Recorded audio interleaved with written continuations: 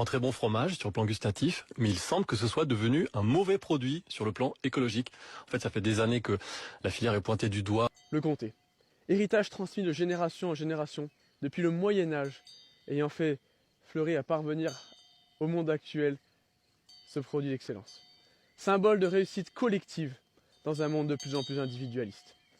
Modèle économique, fervent défenseur du circuit court et local, de la vente directe et d'une production en lien avec l'environnement. Monsieur Rigaud, malgré que votre cas semble perdu, laissez-moi vous rappeler quelques notions d'écologie en matière d'agriculture.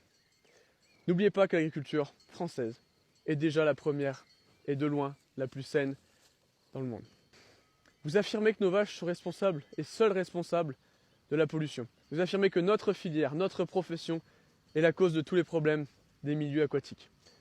Permettez-moi de vous rafraîchir la mémoire sur quelques articles que j'ai pu trouver en faisant quelques recherches, malgré mon temps occupé, sur la pollution des eaux dans le Jura.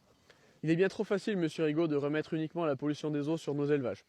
L'agriculture ayant évidemment un impact, je ne vais pas mentir, nos activités ont forcément un impact sur l'environnement, mais que faire des analyses réalisées en 2024 par UFC Que Choisir et Jura Nature Environnement, mettant clairement en évidence la présence de polluants éternels de plus en plus présents dans les cours d'eau du Jura et issus d'autre chose que l'agriculture. Spoiler alerte, ça vient des rejets domestiques et de l'industrie.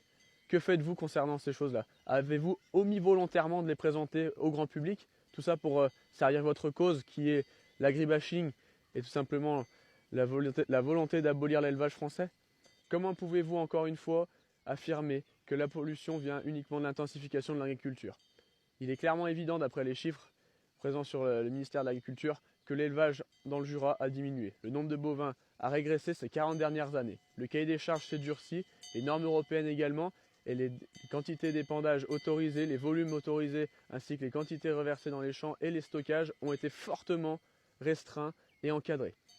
Nous sommes dans une agriculture de plus en plus surveillée. Il est malvenu de venir nous tacler là-dessus, car nous sommes peut-être plus clean que vous.